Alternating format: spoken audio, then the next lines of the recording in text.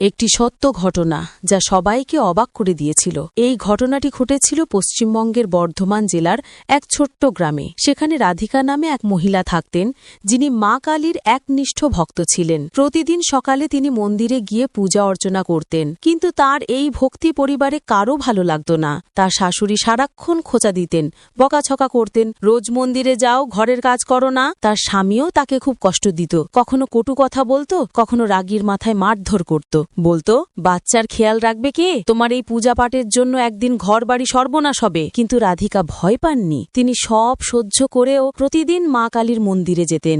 একদিন সেই আশঙ্কার ঘটনাই ঘটল। রাধিকা মন্দিরে চলে গেলেন, আর তার স্বামী রাগের মাথায় বাচ্চাকে একা রেখে কাজে চলে গেল। বাচ্চাটি একা একা খেলতে খেলতে গ্রামের এক পুরনো শুকনো কুয়োর পাশে চলে গেল। হঠাৎ তার পা পিছলে গেল, আর সে গভীর কুয়োর মধ্যে পড়ে গেল। ভাগ্যক্রমে তার ঠাকুমা ঘটনাটি চোখে দেখলেন। তিনি ছুটে গিয়ে প্রতিবেশীদের ডাকলেন। কিছুক্ষণের মধ্যেই চারদিক ভিড়ে ভরে গেল, কিন্তু কেউ এই কুয়োর ভিতর নামার সাহস করল না, কারণ সেই কুয়োকে গ্রামের লোকজন ভুতুড়ে কুয়ো বলে মনে করত।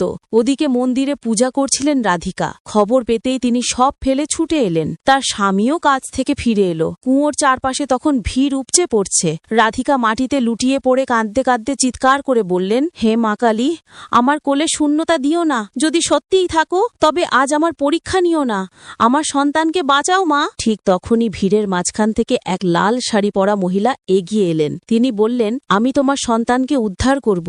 একটুও ভয় না পেয়ে তিনি দড়ি নিয়ে কুয়োর ভিতর নেমে গেলেন। কয়েক মুহূর্ত পর কুয়ো থেকে শিশুটির কণ্ঠ শোনা গেল, মা, কেউ আমাকে কোলে করে উপরে তুলছে। অল্পক্ষণ পরই সেই লাল শাড়ি পরা মহিলা শিশুটিকে কোলে নিয়ে উপরে উঠলেন। বাচ্চাটি সম্পূর্ণ সুস্থ ছিল, শরীরে একটাও আঁচড় নেই, কোনো আঘাতও লাগেনি। রাধিকা ছেলেকে বুকে জড়িয়ে ধরে হাউ হাউ করে কেঁদে ফেললেন। তারপর পিছন ফিরে দেখলেন লাল শাড়ি পরা সেই মহিলা চলে যাচ্ছেন। রাধিকা চিৎকার করে বললেন, থামুন দিদি, একটু দাঁড়ান। মহিলা হেসে বললেন, দিদি, কাল দেখা হবে, আজ আমার অনেক কাজ আছে। রাধিকা চারদিকে তাকিয়ে স্বামী ও গ্রামের লোকদের জিজ্ঞাসা করলেন, আপনারা কি এই মহিলাকে চেনেন? কিন্তু কেউই তাকে চিনতে পারল না। পরের দিন রাধিকা প্রতিদিনের মতো মা কালীর মন্দিরে গেলেন। মন্দিরে পৌঁছে যখন মা কালীর প্রতিমার সাজসজ্জা দেখলেন, তখন তার চোখ বিস্ফারিত হয়ে গেল। ঠিক সেই একই লাল শাড়ি, একই রূপ, একই মায়াময় মুখ। রাধিকা বুঝে গেলেন, যিনি কুয়োর মধ্যে নেমে তার সন্তানকে বাঁচিয়েছিলেন, তিনি কোনো সাধারণ মহিলা নন, তিনি স্বয়ং মা কালী ছিলেন।